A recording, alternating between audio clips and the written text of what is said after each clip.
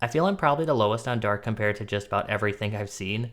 I understand the excitement with him with some good stats, good rushing ability, and solid arm talent, but I've just watched a lot of Dart, and the more you watch of him and Ole Miss's offense, the more concerning things get. Ewers has shown some nice improvements every year since his first year as a starter, but unfortunately this year he may have finally hit that wall and stagnated. He has all the tools to be a starting quarterback in the NFL, but I just don't feel like he's ready to be an NFL starting quarterback right now, and unfortunately he's out of eligibility at this time. Beck came into the season as most people's top quarterback, which felt like a safe selection since he showed some great command from the pocket and looked like the best pure passer in the class, but this season has been a season from hell for Beck.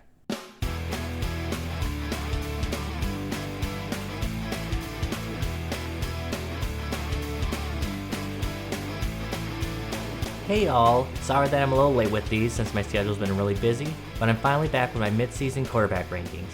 For this list I included my top 15 quarterbacks with a few honorable mentions. Also, if you followed my work the last draft cycle, I do eventually do charting for all the quarterbacks I include in my final rankings, but these mid-season rankings are before any charting and are more based on what I've watched them so far this season. Also for context, due to my schedule, I am recording this before the Week 10 games, so hopefully there's been nothing major that's happened that would drastically impact these rankings. I also have some tentative comps for my top 5 quarterbacks, just to give some perspective of where I think they are talent-wise to help gauge their potential. With all that out of the way, let's get to the rankings. Starting out with honorable mentions, we have Jalon Daniels from Kansas. Daniels came in with a bit of hype thanks to the tools he has with strong arm and ability to rush the ball. Unfortunately, his decision-making and accuracy have both been probably the worst they've ever been in his college career. Daniels looked like a project last year, but got the benefit of the doubt due to injury, but this year he's just running out of excuses. At the time of recording this, he has shown some improvements in the past few weeks, so maybe he does make himself to be a more interesting prospect, but I feel like he's more than likely just going to eventually return to school for another year. Another honorable mention is Seth Henigan from Memphis. Henigan was someone who was a sleeper for me going into the season, but I just have a hard time being convinced that he has started qualities in the NFL.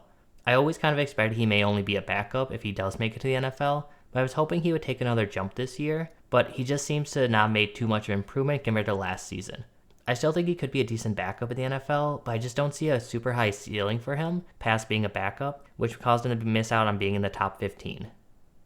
For my last honorable mention, Kyron from Virginia Tech is another player who will probably return to school for another year, but I still wanted to include.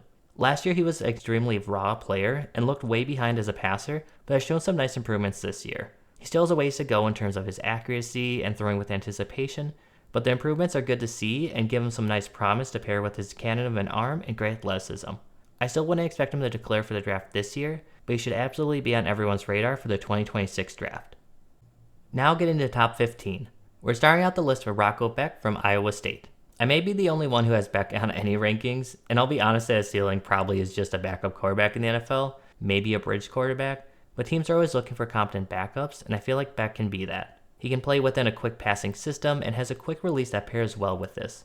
His arm strength will likely limit him as a starter, and while he has made some improvements as a deep and intermediate passer, he still isn't at starter quality just from watching him. But I still think there's a lot to like about Beck, and he could earn a roster spot as a reserve for a team and be a quality backup. Next, number 14, we have Leonard from Notre Dame. There's always at least one player that analysts try to comp to Josh Allen, but Leonard actually is the closest prospect we've gotten to Josh Allen in some time since he entered the NFL. The problem is that Allen was behind as a passer, and Leonard is even further behind than Allen was when he entered the NFL. Allen at least showed some great flashes as a downfield passer, but those are few and far between for Leonard, who has to rely on short passes near line of scrimmage or use his legs to win. Right now he feels like he's likely trending towards a weapon role like Taysom Hill has been used, and he's unfortunately out of years of eligibility to make improvements as a passer. So I just feel like he's kind of stuck in a rough spot where he's going to ultimately have to go to the NFL and hope that he either gets a chance to make those adjustments as a passer or at least is able to serve as a weapon like Hill has been.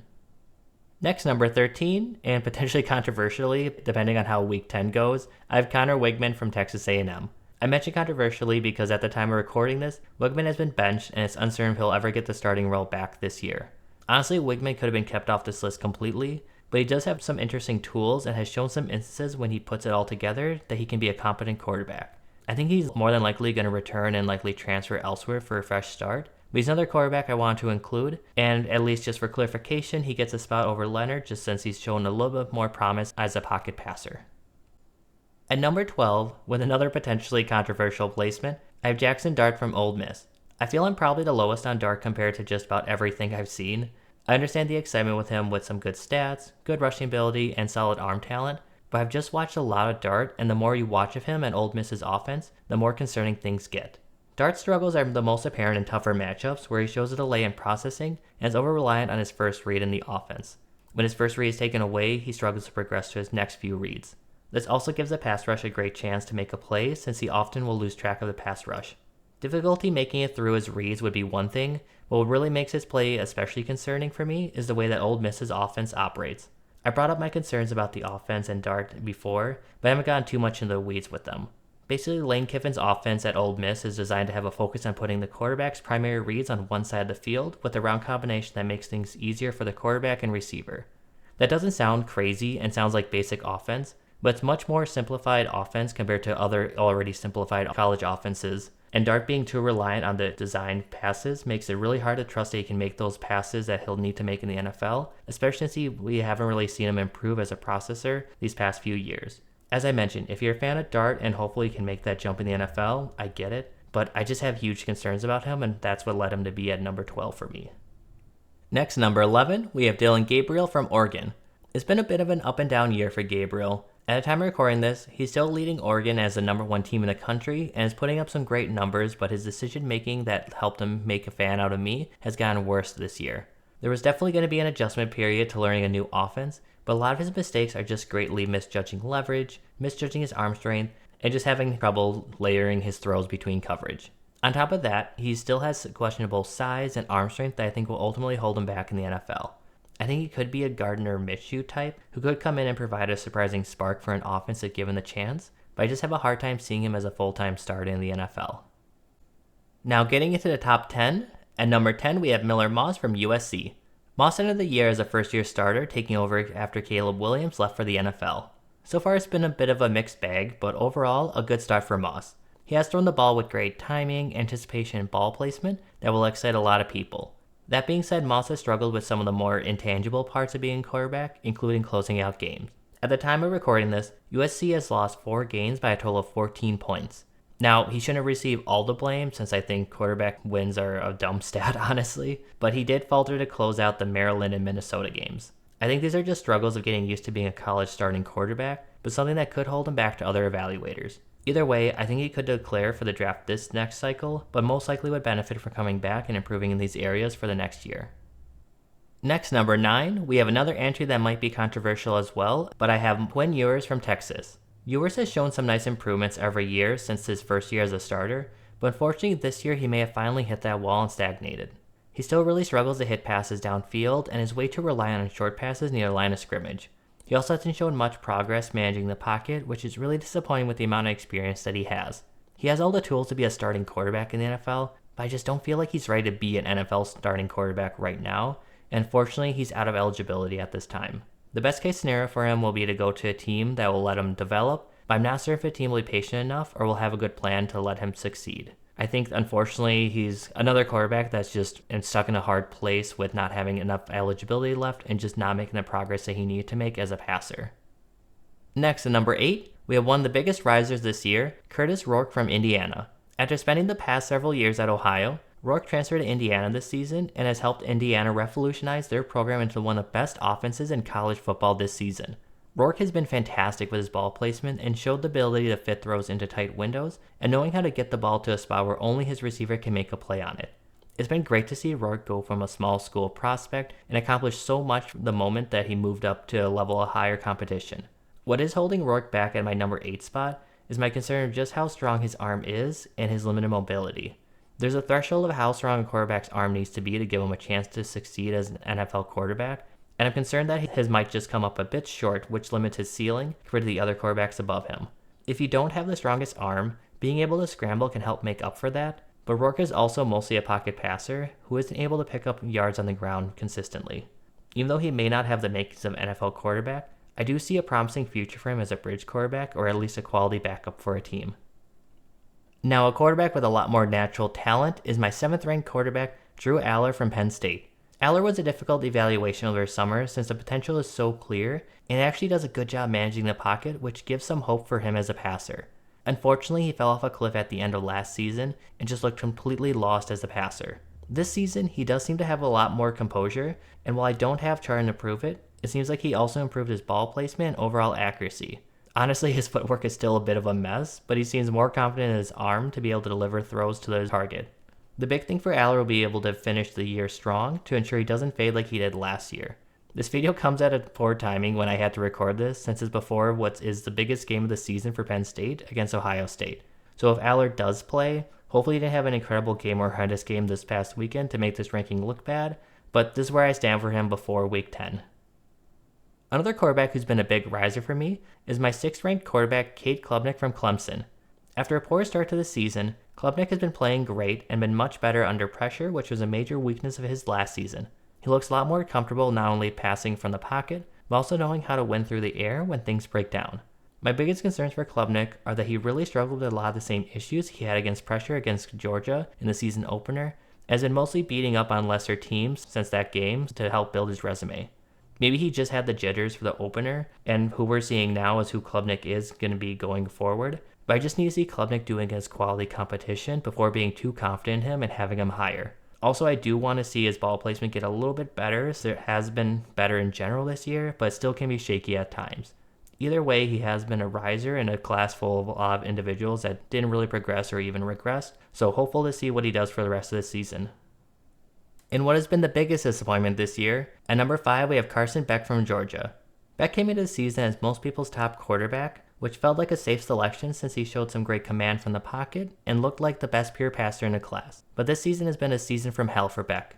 He looks a lot more frantic when facing pressure. After being so good at layering passes, he seems like he lost a lot of his touch, which combined with his poor decision making, has been leading to a lot more turnovers this year. I think it's a fair argument that Beck's been making a lot more errors due to forcing things due to having a much worse receiving group this year, but he still has been making some really rough decisions that even regardless of who he's throwing to, just aren't the right call. With the lack of mobility Beck has, he can't afford to be making these poor decisions.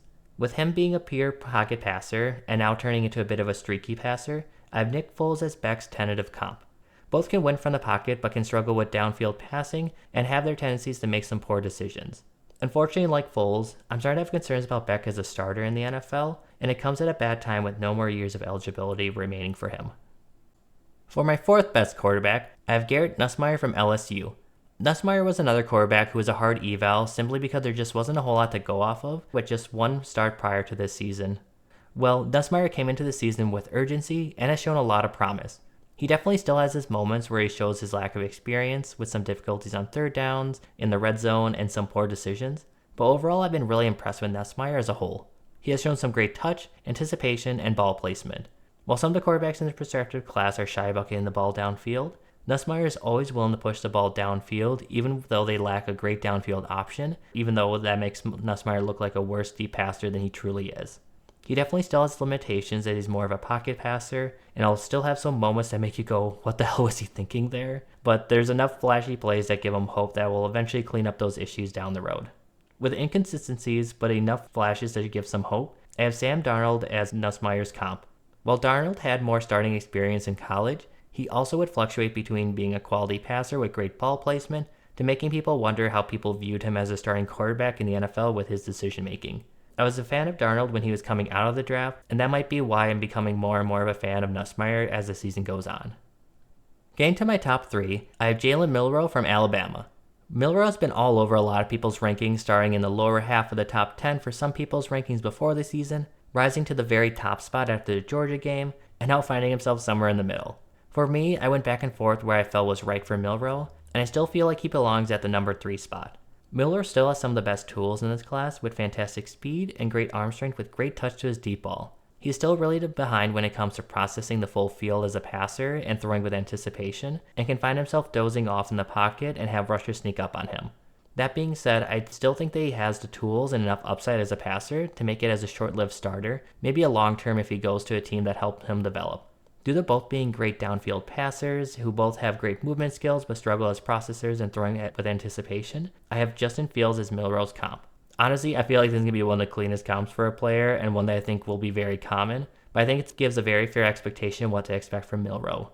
The big thing for Milroe is hopefully whatever team drafts him doesn't take him as high as Fields was, and doesn't expect him to contribute so early before getting him some much needed development. At number 2, I have Shedeur Sanders from Colorado. Like Milroe, Sanders is all over the place in people's rankings, but I think it's become pretty clear cut that he's at minimum the number 2 quarterback in this prospective class. Now Sanders still does a lot of things that give coaches headaches, like trailing back in the pocket and taking long sacks, which kills drives, while not having the athletic ability to make teams pay the way that Kyler Murray can. However, he has done a much better job staying tough in the pocket this year, and has shown some grit to deliver some throws while taking hits. I've seen a lot of people touting Sanders' arm strength, but I actually think it's a little bit more limited than people are leading on. He definitely has enough arm strength to be a typical NFL starter, but I think it's more average, maybe above average at best, and it isn't helped by his poor lower fundamentals. What Sanders has been great at is leading a good passing attack, getting the ball to receivers on time, and doing a good job reading the full field and driving the ball down the field. Due to both having a little bit of wiggle, but not much true scramble ability that leads them into trouble against pressure, and an average to maybe above average arm, and good ability to throw with anticipation, I have Tua Tagovailoa as his comp. Like Tua, I think Sanders will also be entering the NFL with high expectations after a few years of hype. Unfortunately, like Tua, I'm not sure Sanders will live up to these high expectations, but I do see him as a capable starter in the NFL. Finally, getting to my number 1 quarterback, Cam Ward from Miami. Ward is a player who's always had the potential to be a top college quarterback, but he would always let himself get out of control, forcing things outside the pocket before it was necessary, and forcing throws instead of living to fight another down. Ward still has his moments where those tendencies show, but overall he has shown a lot better composure even in close games, and this especially shined in what was potentially the biggest indicator that we are seeing a different Ward than the previous years, when Ward led a 25-point comeback against Cal after throwing a pick 6. In years past, Ward would have continued to spiral after the bad start he had against Cal, however he regrouped and led his team to a dominant second half to make an incredible comeback. Ward just looks like the best version of himself right now and looks in command from the pocket both as a passer and a navigator with his movements in the pocket. I do have to bring up that Miami's schedule hasn't been the hardest so far, so it does make me wonder of how he'll perform when it gets to the playoffs, so that'll be definitely something that everyone will need to keep an eye on. But if he doesn't implode, he will continue to look like the clear top quarterback in the class to me. Due to both being great improvisers, having strong arms, and some tendencies to elude themselves with hero antics, I have Baker Mayfield as Ward's comp. It was a weird start to Baker's career due to Cleveland being a dumb franchise and wanting to build around a predator, but I'm happy to see that he's been able to show that he's capable of being a franchise quarterback if a franchise trusts him. I think if Ward goes to a franchise that doesn't fumble the bag like Cleveland did and trusts him, they'll get a quality starter like Tampa has now. And that does it for the quarterback rankings. Let me know in the comments who you think I was too high on or too low on, or even if there was anyone that I missed that should have been included in this. I plan to have my running back rankings up later this week, but to be sure you don't miss any future rankings, be sure to subscribe. While you're at it, be sure to like the video as it will help the channel and this community. Also, as usual, if you want just a written form of the basics of the rankings, you can subscribe to my Substack for future rankings. But thank you all and see you all next time.